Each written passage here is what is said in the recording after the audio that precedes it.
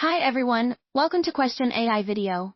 Why does Mary Shelley include so much nature imagery in Chapter 9 of Frankenstein? Option A.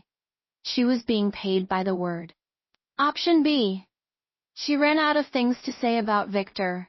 Option C. She was being paid by the Geneva Tourism Board to include references to their local scenery. Option D.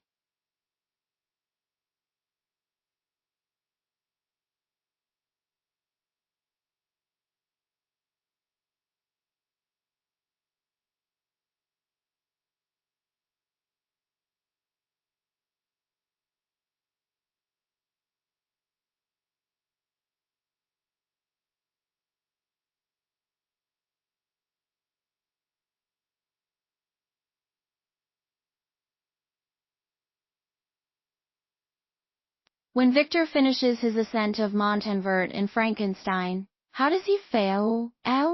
Want the full explanation? Check out the details below for the complete answer.